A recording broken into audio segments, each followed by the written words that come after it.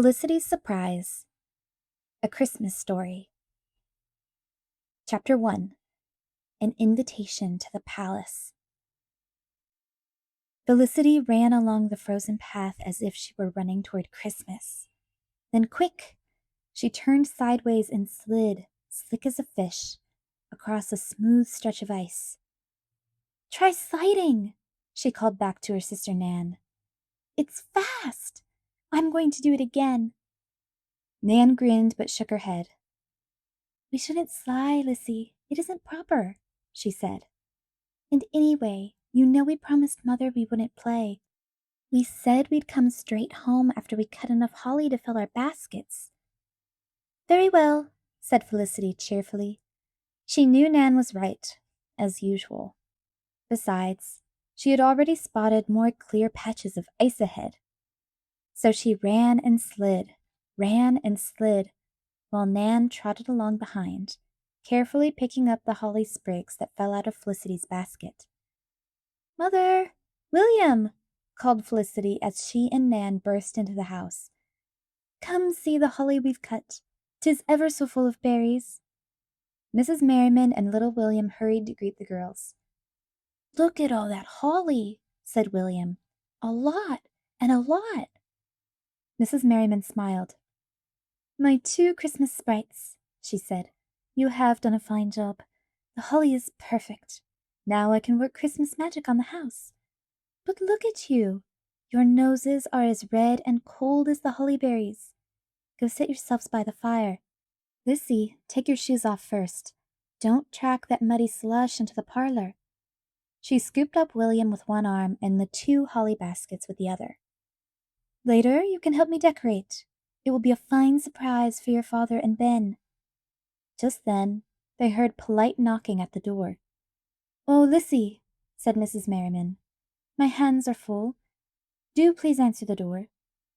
"Yes, Mother," said Felicity. The floor was slippery, and she slid a little as she hurried to the door. When she opened it, she stepped back in surprise. "Goodness!" she gasped. There stood a very elegantly dressed man. He bowed to Mrs. Merriman. "Good day, madame," he said. "Do I have the honor of addressing the wife of Mr. Edward Merriman?" Felicity's mother nodded, and the man held out a letter. "This is for you, madame," he said. Mrs. Merriman quickly put William and the holly baskets down and took the letter. "Thank you," she said as the man left. "Good day to you." Felicity, Nan, and William crowded close to Mother as she untied the red ribbon and opened the letter. "Why, Lissy!" she exclaimed. "It is from Lady Dunmore, the royal governor's wife. It's an invitation for you." "Me?" gasped Felicity. "Just listen," said Mrs. Merriman. She cleared her throat and read the invitation. "Lady Dunmore presents her compliments to Mrs. Merriman and requests the favor of her daughter Felicity's attendance at a dancing lesson at the palace on Saturday, January 7 at 4 o'clock. "Oh, Lissy," sighed Nan. "You're so lucky." Mother handed the invitation to Felicity. She read it, but she could hardly believe the message written in curlicues and fancy script. She was invited to the royal governor's palace. The palace was the fanciest, most elegant place in Williamsburg. Many times she'd peeked through the iron gates in the high brick wall around it, and now she was invited to come inside as a guest. Felicity was speechless. The room was so quiet, they all jumped when they heard more knocking at the door. "Whatever now?" laughed Mrs. Merriman. "I shouldn't be surprised if it's King George himself." But it was Felicity's friend Elizabeth, waving an invitation just like Felicity's. "Oh, you got yours too!" she exclaimed. Her brown eyes were bright with excitement. "Isn't it wonderful? Both of us invited to the palace? Won't it be grand? A dance lesson isn't like a school lesson. There will be music and lovely food, and everyone will be wearing beautiful clothes. This dance lesson will almost be like a ball." "A ball?" said Nan, wide-eyed. Elizabeth rattled on. "My mother says our teacher, Miss Manderley, arranged for us to be invited. Miss Manderley knows the dancing master who teaches the governor's children. She asked him to invite you and me and my sister Annabel. Aren't you excited?" "Yes," laughed Felicity. "I think I must be in a dream." "The cold will wake you from your dream," smiled Mrs. Merriman. "Put your shoes back on, Lizzie. Go to the store and show the invitation to your father. You must ask his permission to go to the dancing lesson. Hurry now." Felicity pulled her shoes back on. "Can you come to the store with me, Elizabeth?" she asked. "No, I best not," Elizabeth answered. "My mother doesn't like for me to be out in the cold. She's certain I'll catch fever." And the two girls shared a look that said, "Aren't mothers silly, always worried about fevers and such?" Then Elizabeth left for home. Felicity gave no thought to the cold as she stepped out into the twilight. There was a happy feeling in the city of Williamsburg that evening. Windows in many of the houses and shops were trimmed inside with holiday greenery, as if they were dressed up for a special occasion. Some wore necklaces of ivy. Others had fans of pine or garlands of holly leaves. Christmastide was Felicity's favorite time of year. It was the season of celebrations, pretty decorations, and many visitors. And this Christmas promised to be the most wonderful ever. This Christmas, Felicity was invited to the palace. Felicity held her invitation safe under her cloak and hurried toward her father's store. The store was empty of customers, though it was not yet closing time. In November, Mr. Merriman had stopped selling tea in his store to show he was against the tax the king had put on tea. Since then, the store was never very busy. People who agreed with the king had stopped shopping there. Felicity stepped into the shadowy store lit by a few flickering candles. She called out, "Hello! Hello!" "Hello yourself," answered a cheery voice. It was Ben, Mr. Merriman's apprentice. He was up on a ladder, dusting high shelves. He grinned down at Felicity. "This is a fine surprise," he said. "Have you come for a whistling lesson?" "Not this time," laughed Felicity. "Where's father?" "In his counting room," said Ben. "What's happened?" "Oh, nothing," said Felicity airily. "Only the very finest thing ever in the world." "And what might that be?" laughed Ben. But Felicity did not answer him, because she saw her father coming. "Father, look!" she cried as she rushed toward him, waving the invitation. "Elizabeth and Annabel and I have been invited to the palace." "To the palace?" Mr. Merriman exclaimed. He opened the invitation and held it near the candlelight. Ben climbed down the ladder and came to look, too. "May I go, father? Elizabeth says it will almost be like a ball," said Felicity, placing her hand on his arm. "Oh, please say I can go." "Well, her father began. "Lissy," Ben burst out before Mr. Merriman could finish. "How can you even consider it? How could you possibly go to the governor's palace? How could you smile at the governor and drink his punch as if you're the best of friends? How could you?" "I'm not angry at the governor," Felicity said hotly. "You should be," said Ben. "You know Governor Dunmore represents the king here in Virginia. You know the king and the governor have treated us colonists badly." "Well," said Felicity, "I suppose so, but—" Ben didn't listen. "If you go to this dance lesson, you'll be surrounded by loyalists," he said. "You'll be dancing with children of the very same people who have snubbed us and refused to shop at your father's store ever since we stopped selling tea." Ben shook his head. "Don't you see, Lissy? You can't go. You can't." Felicity felt plunged in gloom. She understood everything Ben was saying, but she still wanted to go to the dance lesson. She looked at her father. "Is it wrong for me to go to the palace, father?" she asked. Mr. Merriman looked down into Felicity's sad face. "Lissy, my dear," he said, "I think it is wrong when adults' arguments make children unhappy. The invitation is kind. The governor and his lady are parents just as I am. They want their children to be happy, especially at Christmastide. Christmas is not the time for anger. It is the time for friendliness and good spirit and merriment, too. So you say she should go, sir? Asked Ben. He sounded surprised. Indeed, yes. I do think Felicity should go to the governor's palace, answered Mr. Merriman. And she should dance with the governor's children and their friends. Because if our children can dance together, then perhaps we adults can settle our differences without fighting. Felicity smiled at her father. Oh, thank you, Father, she said. I did so hope you would say I could go. Mr. Merriman smiled too. Christmas is the time our hopes for peace and happiness should come true, he said. Felicity looked at Ben. She hoped Father had made him think that it was right for her to go to the dance lesson. But Ben was frowning. Felicity knew she had disappointed him. Ben, she began, it's Christmas. Ben turned sharply and walked away, out of the candlelight. Chapter 2. Sugar Cakes and Christmas Hopes.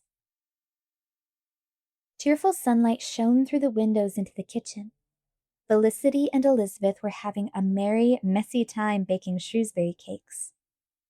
Elizabeth was beating an egg and rose water together in a bowl. Felicity had unwrapped the blue paper from a sugar loaf and was scraping off a cup of sugar. 5 days till Christmas, said Felicity. And then 13 days till we go to the palace. It seems like such a terribly long time to wait. Yes, agreed Elizabeth. She added a pinch of nutmeg to the bowl. I think about the dance lesson all the time. Felicity spooned the sugar and some butter into Elizabeth's bowl. When you lived in England, did you ever go to a dance lesson as fancy as this one will be? She asked. Oh, no, said Elizabeth. Never anything as grand as this. Mother says it is such a special occasion.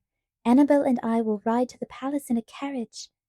We shall each have a footman to escort us right up to the palace door. Who will escort you, Lizzie? I don't know, said Felicity. Most likely my father will. Elizabeth grinned. I have a fine idea, she said. Ben could escort you to the palace. That would make Annabel green with envy. Elizabeth's snobby older sister Annabel was sweet on Ben. The girls had shared many a giggle over the way Annabel fluttered her eyelashes at Ben, trying to make him notice her. So Elizabeth looked surprised when Felicity frowned and said sharply, No, Ben will not escort me to the palace. But why not? Asked Elizabeth. He is your friend. Felicity thumped the dough hard with the rolling pin. Ben does not think I should go to the dance lesson at the palace at all, she said. He is angry at the governor and the loyalists. He thinks I should be angry too. Oh, said Elizabeth softly. Elizabeth's parents were loyalists. Her father was friendly with the governor. But my father said the governor and his lady were kind to invite me and that I should go, said Felicity.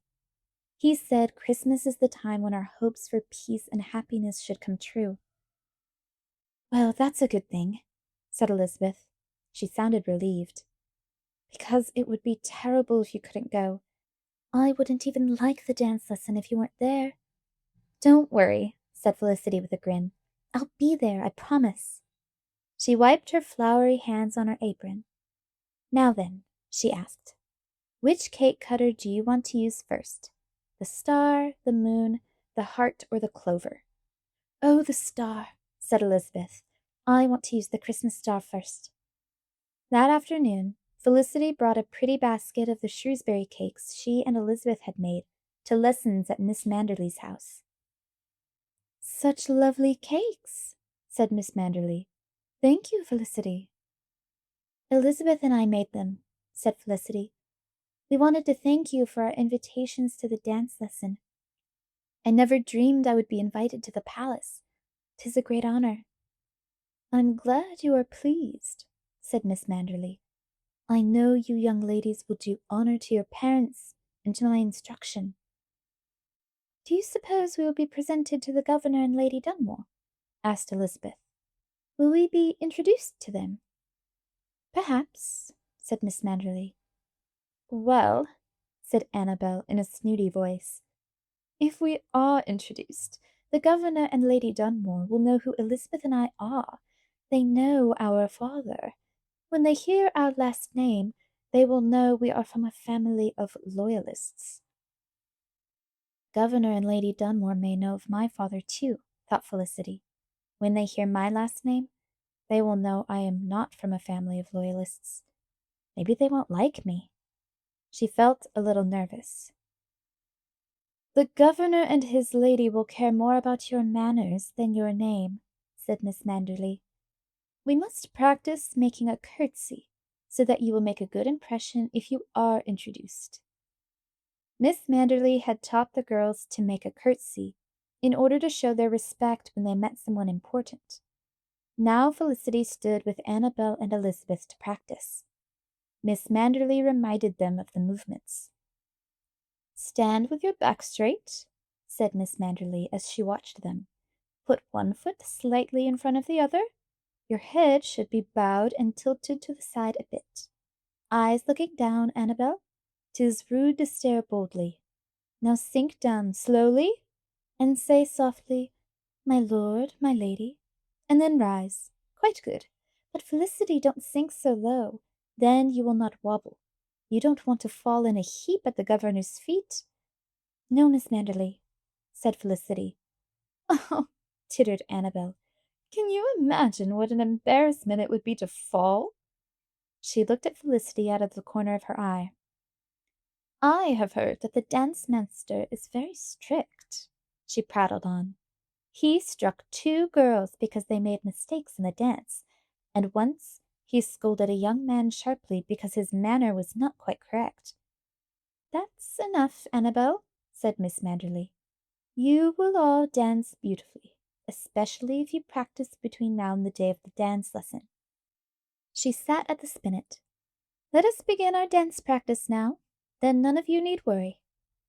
But Felicity was worried. She knew she was not good at dancing, and today she was worse than usual. She even stepped on Elizabeth's toe.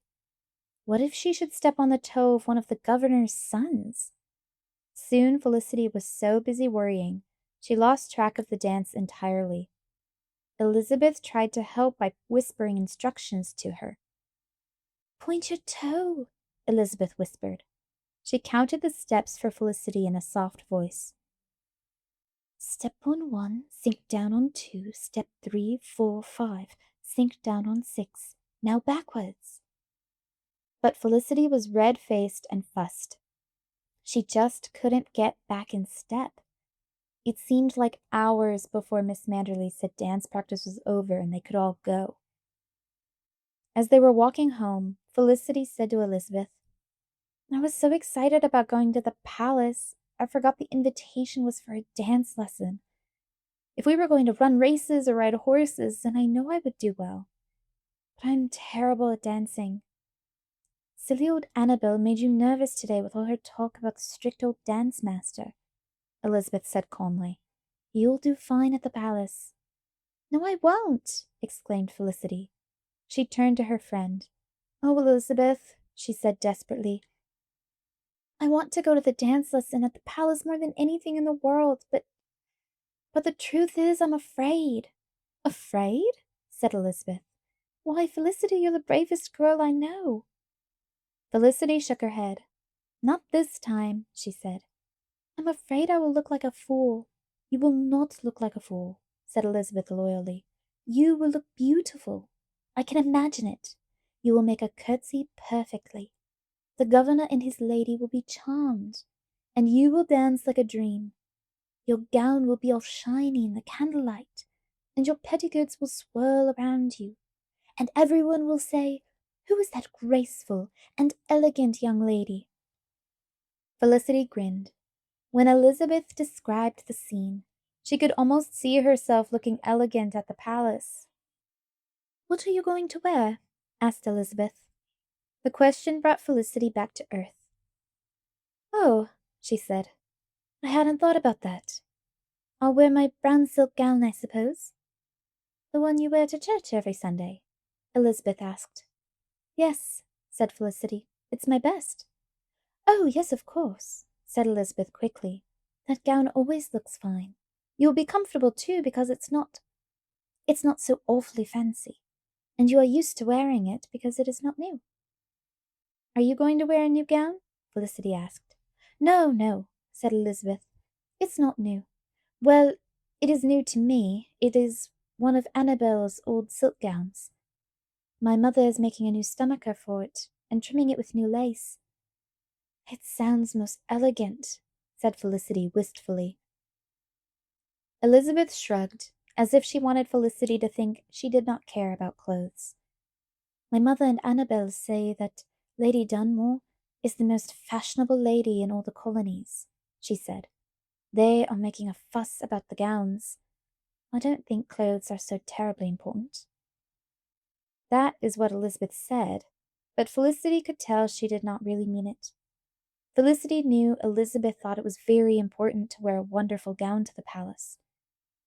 Felicity did not usually pay attention to clothes, but now she began to think that Elizabeth was absolutely right. If I had a beautiful new gown, I wouldn't be nervous, said Felicity. Then I would dance well. I would not make any mistakes. If I had a new gown, everything would be perfect. Elizabeth asked, Do you think you might have one if you asked your mother? I don't think so, Felicity said sadly.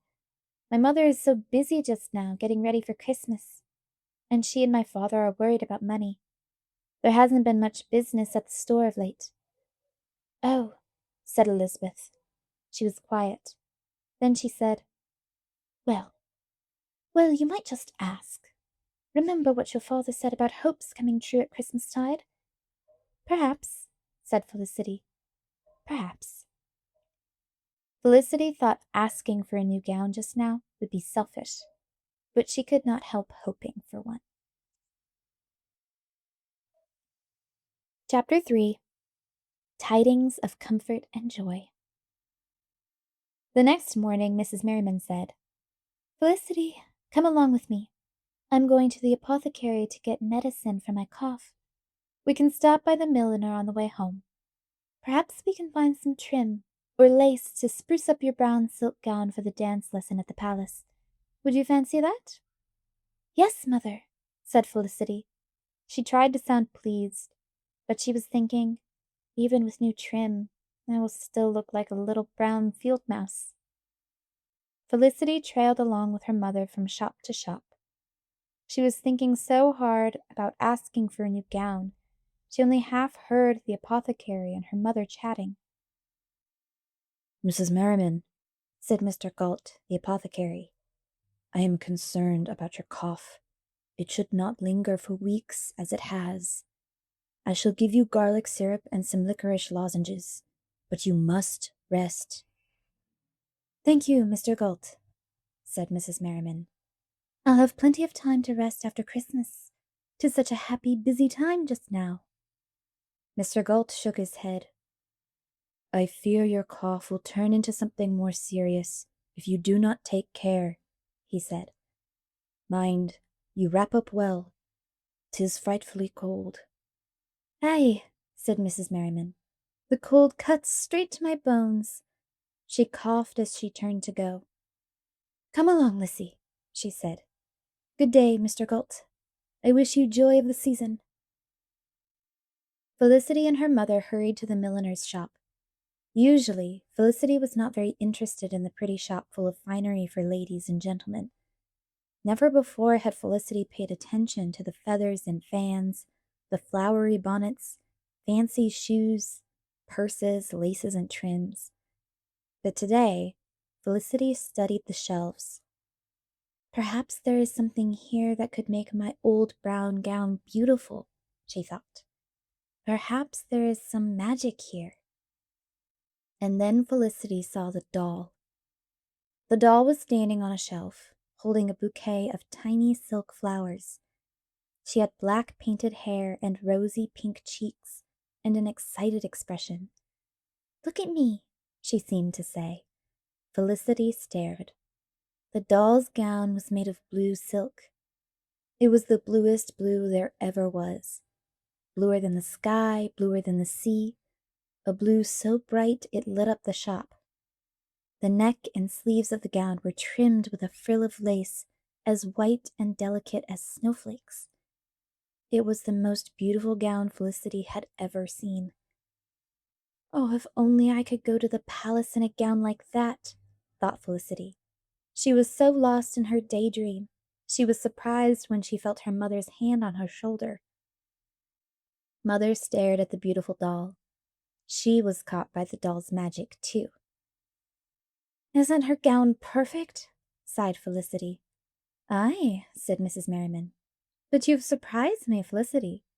I've never known you to care about gowns and such before. I've never been invited to the palace before, Felicity burst out. I've never needed a beautiful gown before. Ah, said Mrs. Merriman. I understand.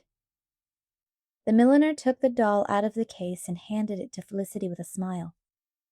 I am quite proud of that gown, she said. I made it for the doll myself. I copied the pattern from the one I saw Lady Dunmore wearing at church. It is the very latest style from England. She held the doll's gown up to Felicity's cheek. That blue would look lovely with Felicity's pretty red hair, Mrs. Merriman. Yes, indeed it would, said Mother. But I have the bolt of blue silk right here, said the milliner, and I have made a lady's sized pattern for the gown. It would only take a bit of adjusting for the pattern to fit Felicity. Felicity looked at her mother with a face full of longing. Suddenly, Mrs. Merriman smiled. You shall have the beautiful blue gown, Lissy, my dear, she said. I will make it for you myself. Oh, thank you, Mother, Felicity exclaimed. Thank you. She smiled up at her mother and hugged the pretty doll. Your father will say I've been foolish, laughed Mother. But after all, it is Christmas, and it's the first gown you've ever wanted. Besides, how many times is a young lady invited to the governor's palace? We will show everyone in Williamsburg how proud we are of our Lissy. You will look quite as fashionable as Lady Dunmore herself. Quickly, the milliner wrapped the blue silk in a tidy parcel. I know you are a fine needlewoman, Mrs. Merriman, she said, but if you have any trouble, do please ask me for help. The finish work may be a bit hard.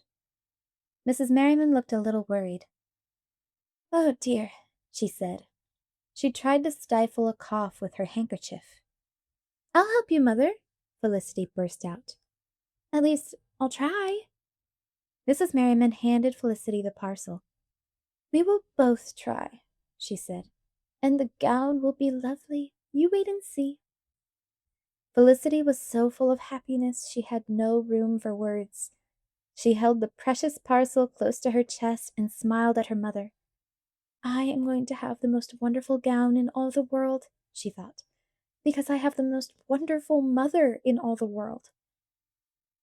That very evening, Mrs. Merriman set to work making Felicity's gown.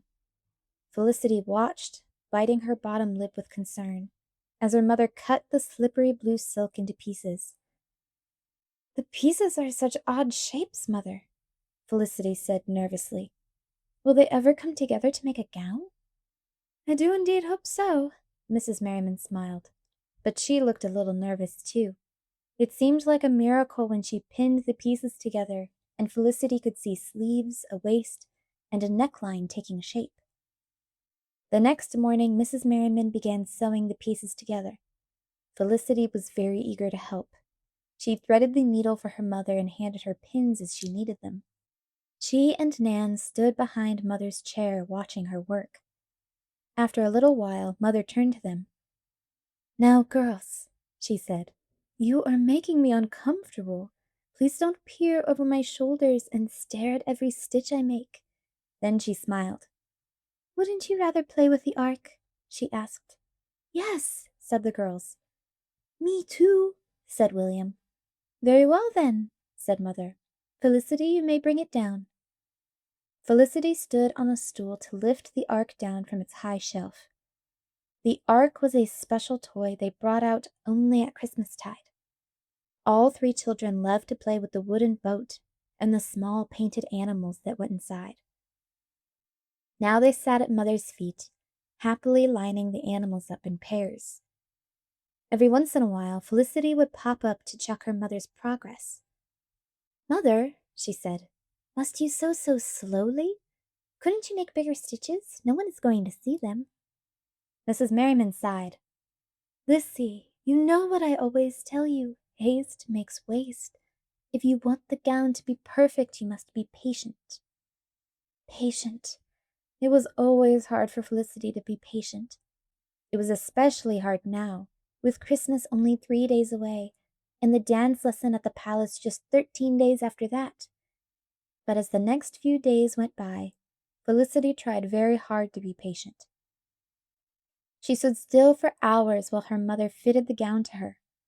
It was quite uncomfortable to stand without moving, but Felicity never complained. And when the fittings were over, she tried to help with household chores so that her mother would have more time to work on the gown. She played with William. She read with Nan. She helped Rose, the cook. Felicity wanted her mother to have as much time as possible. Because it was the holiday season, friends and visitors came to call every afternoon. In past years, Felicity had enjoyed all the holiday gaiety. She had fun passing the special Christmas cakes and listening to the visitors chatter. But this year, Felicity was always impatient for the guests to leave. It seemed to her that they talked on and wasted time when her mother could have been sewing. Christmas Eve afternoon brought a steady stream of guests. Felicity's heart sank every time she heard another knock on the door, another hearty voice calling out, "Merry Christmas!" She groaned to herself every time another happy, laughing group settled in for a long visit. When the last guests finally left, Felicity sighed with relief. "Now you can work on my gown," she said to her mother. Mrs. Merriman coughed. She looked very tired. "Please, Felicity, don't nag at me," she said. "I have a great deal of work to do to get ready for tomorrow. Run along now." Felicity did run along. First, she went to Elizabeth's house.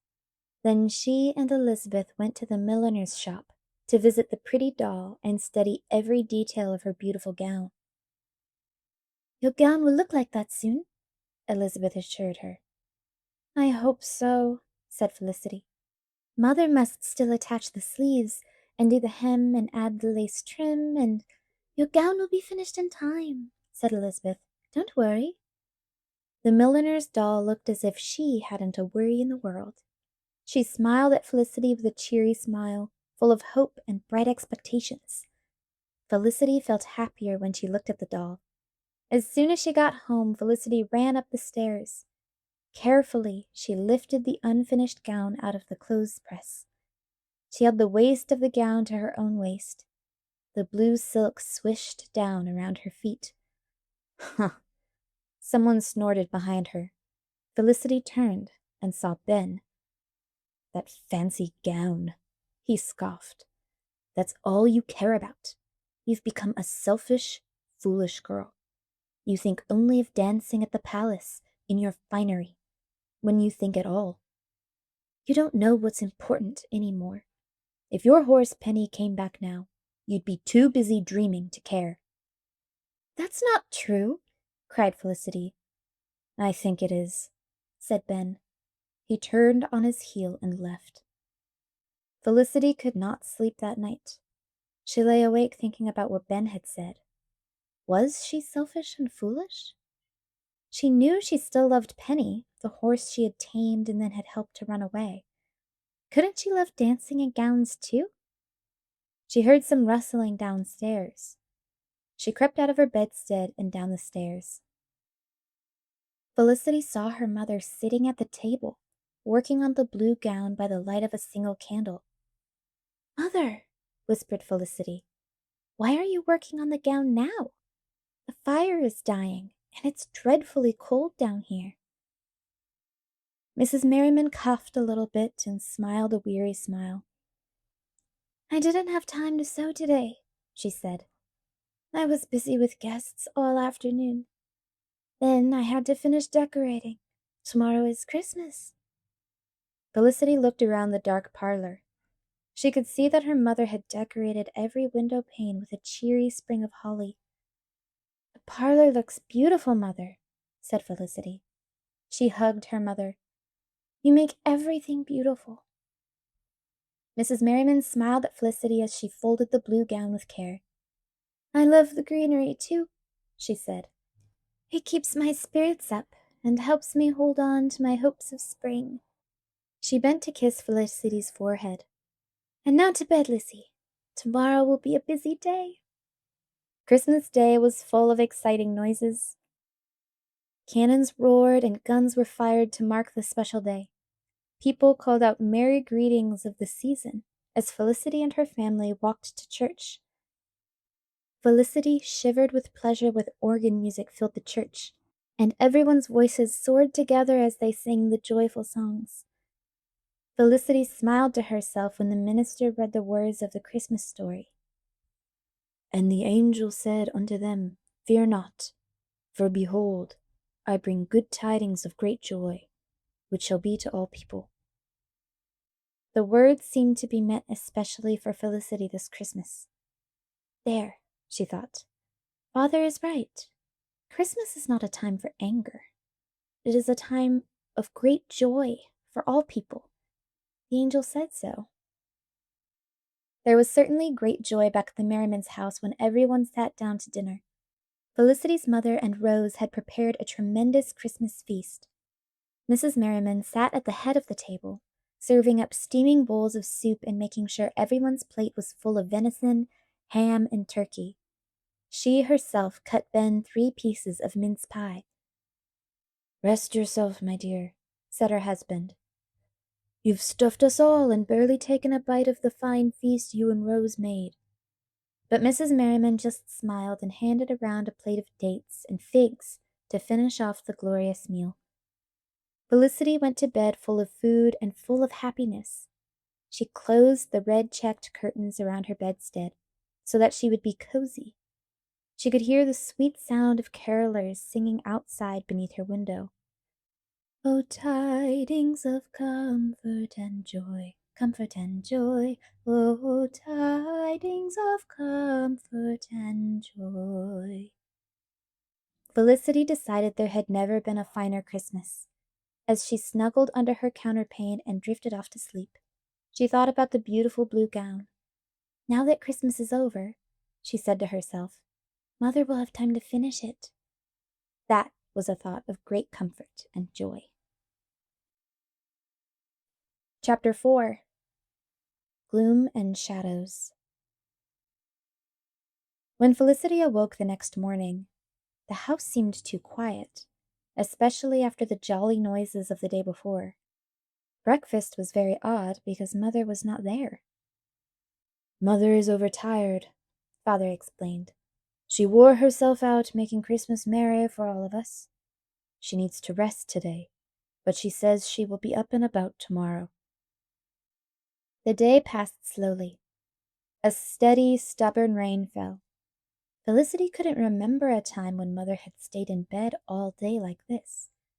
Several times, Felicity opened the door and peered into the darkness of Mother's room. Surely she'll be better tomorrow, Felicity thought. She'll be well enough to sew my gown. The dance lesson is only 12 days away. But Mother was not better the next day, nor the day after that. In fact, she was much worse. Coughs shook her frail body. She was burning with fever 1 minute and shivering with chills the next. Mr. Galt, the apothecary, came to see her. When he walked out of her room, he shook his head and frowned. "She is very ill, Mr. Merriman," he said. "She is so worn down that she has no strength to fight the fever.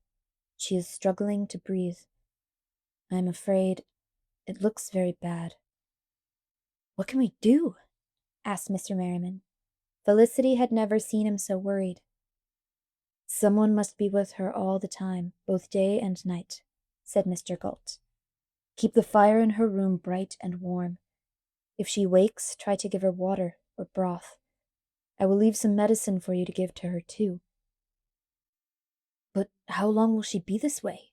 Asked Mr. Merriman. Can't we do any more to help her? Mr. Galt paused on his way out the door. All we can do is hope and to pray, he said. We must hope and pray and wait. From that moment, Felicity's life changed. It was as if she had walked out of the sunlight and into a land of gloom and shadows, where it was never bright, just gray, all day long. The outside world did not exist. No holiday visitors came to call. Felicity did not go to lessons at Miss Manderley's, or to Elizabeth's house, or to the milliner's shop to visit the pretty doll. Felicity, who usually found it hard to sit still for more than 5 minutes, now took turns with her father and Rose, sitting next to her mother's bedside for hours and hours. She didn't want to be anywhere else. When her mother shook with chills, Felicity covered her with blankets.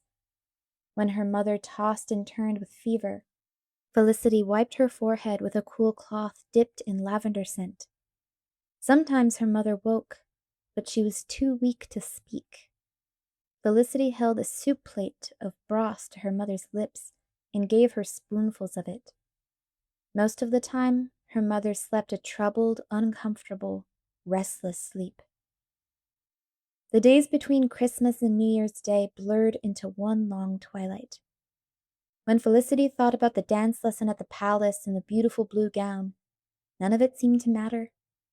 There was only one thing Felicity wanted now. She wanted Mother to get well. On New Year's Day, Felicity sat next to her mother's bed listening to her faint breath.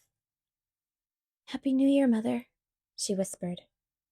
Her mother did not stir. A cold, cold fear filled Felicity. Her mother's face was as white as the moon. When Mother was well, her hands were always busy, always moving, always making things or doing things for others. Now her hands lay still upon the blankets. Felicity lifted one of her mother's hands and held it to her own cheek. "I won't let you die," she whispered. Felicity wished she could pour some of her own warmth and energy into her mother. If only she could make Mother well. If only there was something she could do. But she was helpless. Felicity put her head down on the bedstead and cried. When Felicity came out of Mother's room, Father was waiting for her. "You have been a great help caring for Mother," said Father. "I have a New Year's Day present for you." He smiled as he handed Felicity a lumpy package wrapped in paper. "Go on," he said. "Open it."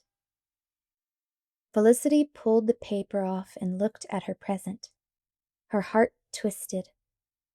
It was the pretty doll from the milliner's shop, dressed in the glorious blue gown, holding her pink bouquet.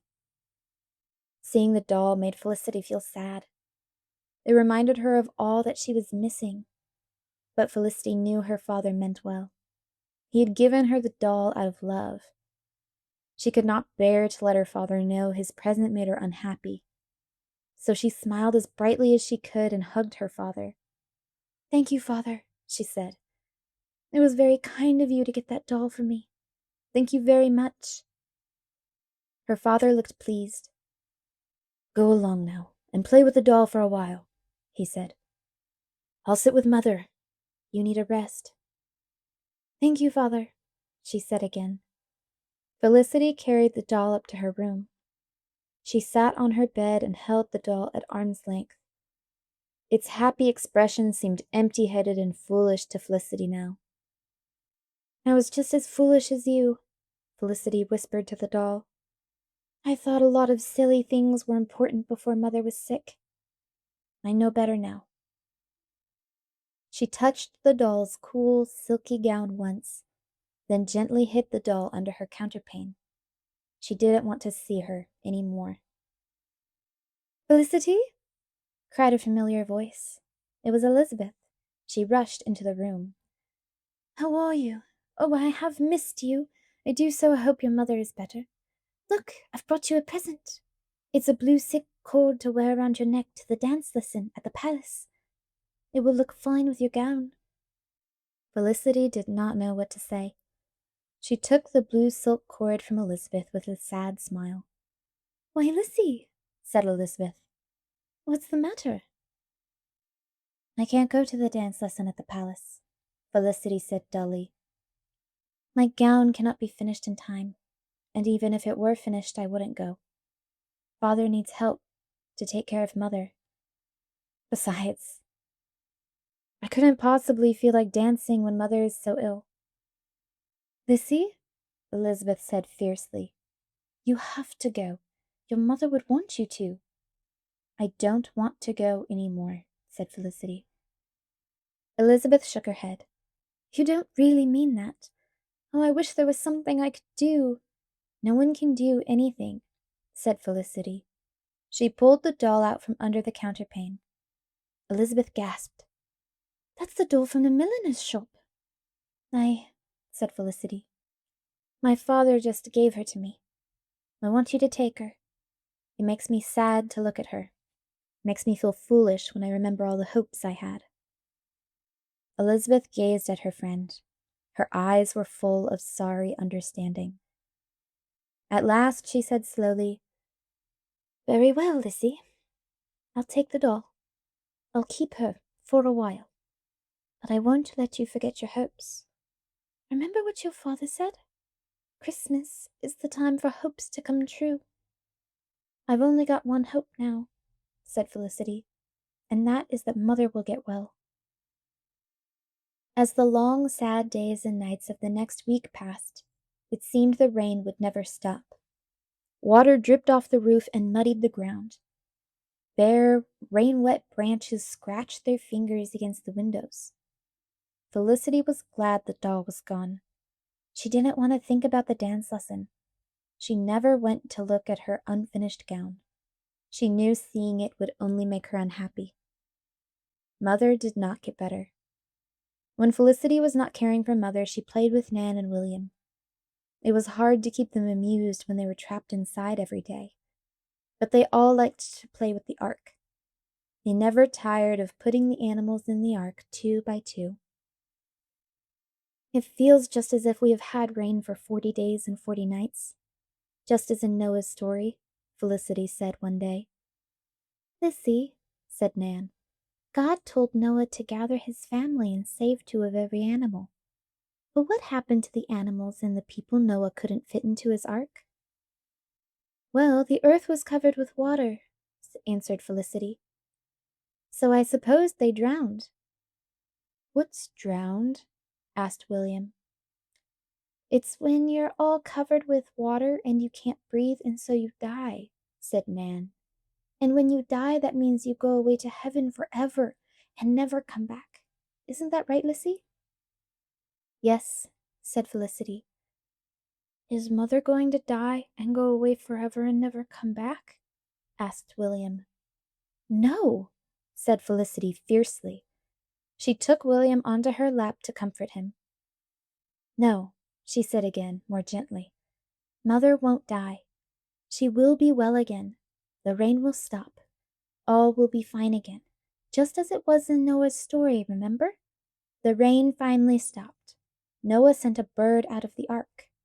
The bird came back with a sprig of leaves in its mouth, so Noah knew somewhere there was land.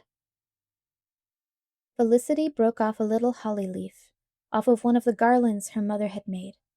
It was stiff and dry, but it was still green. She gave the leaf to William. Just think how happy Noah must have been to see a green leaf like this, she said. The leaf showed him that everything would be all right. It gave him hope. Nan and William looked at Felicity trustingly.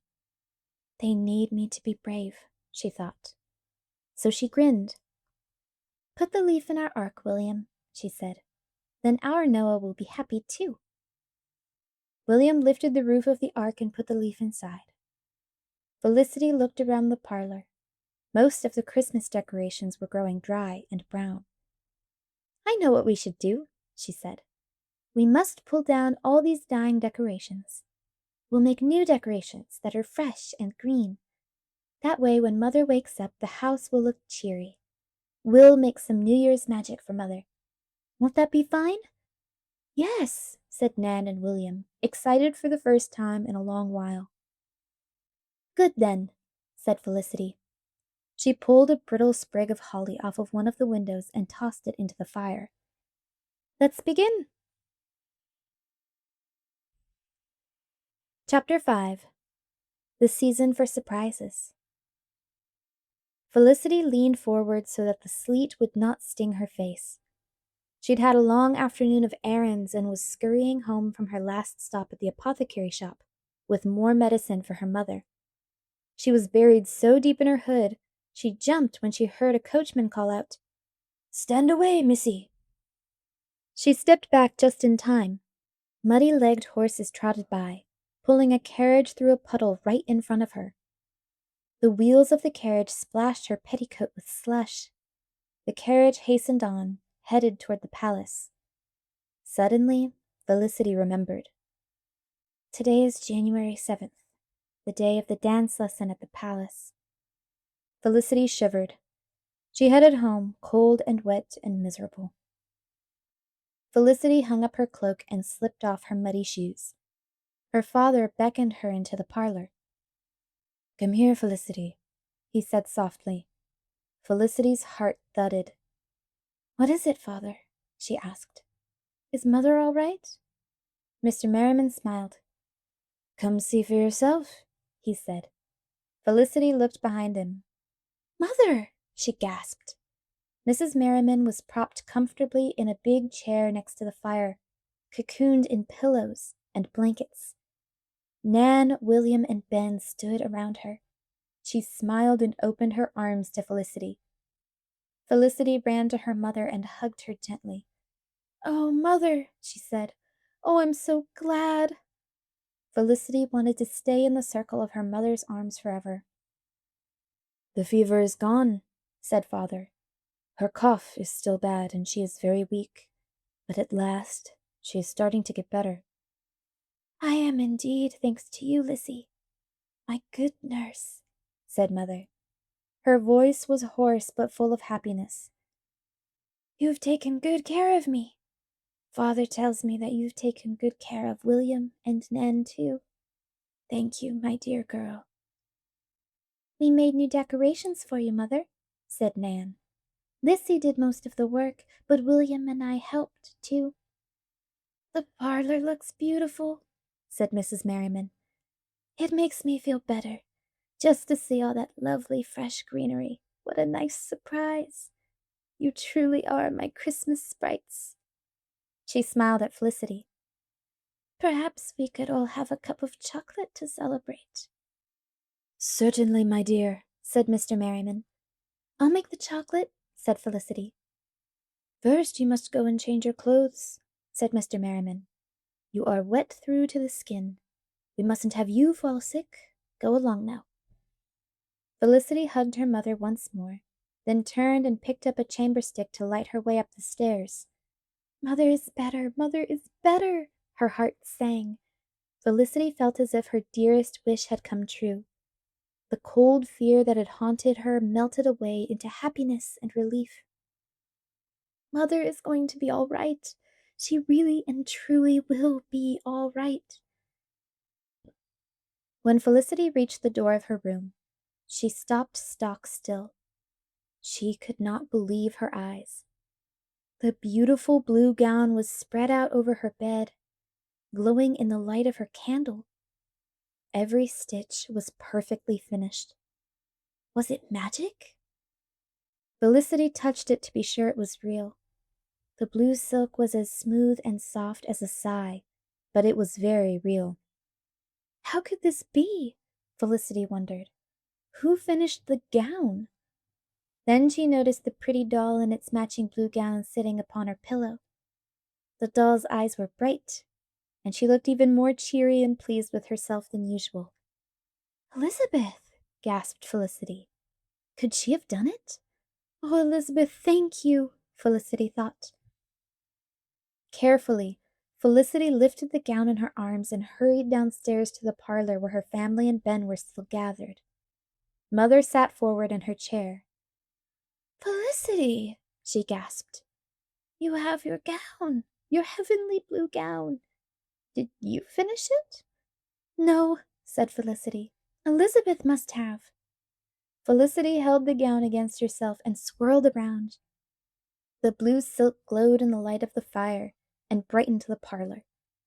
Isn't it the prettiest gown you've ever seen? Aye, said Mrs. Merriman.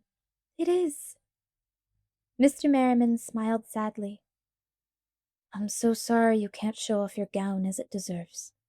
I know this is the day of the dance lesson, but I don't know how you can be properly taken to the palace. Rose isn't home, and I can't leave your mother. You cannot possibly arrive alone, and there is no one else to escort you. I understand, said Felicity quietly. A shadow of sadness crossed Mrs. Merriman's face. She reached out to stroke the glorious blue silk of Felicity's gown. Suddenly, Ben spoke up. I'll do it, he said. I'll escort Felicity to the palace. Felicity stared at Ben. But Ben, she began. I thought you... She was too confused and happy to go on. Mr. Merriman laughed and nodded at Ben with a pleased expression. Good lad, he said. He turned to Felicity. You had better hurry and get ready, Lissy, my dear. 'Tis already nearly 4. Ben was halfway out the door. I'll get the riding chair ready and bring it around to the front, he said. Mrs. Merriman's cheeks were pink with excitement. Edward, she said to Mr. Merriman, please bring a bathing tub and some buckets of hot water in from the kitchen. Lissy must have a bath. William, fetch me some of my very best soap and a linen cloth. Nan, bring the hairbrush. Make haste. We must get Lissy ready to go to the palace. Before Felicity knew it, she was scrubbed clean. Her skin glowed pink and smelled of roses. Nan brushed her hair till it was smooth and shiny as copper. As if in a dream, Felicity slipped the blue silk gown over her head. It fit perfectly. Felicity had never felt so beautiful in her life. Her hands shook a little as she tied the blue cord around her neck. Mother studied her with a loving eye.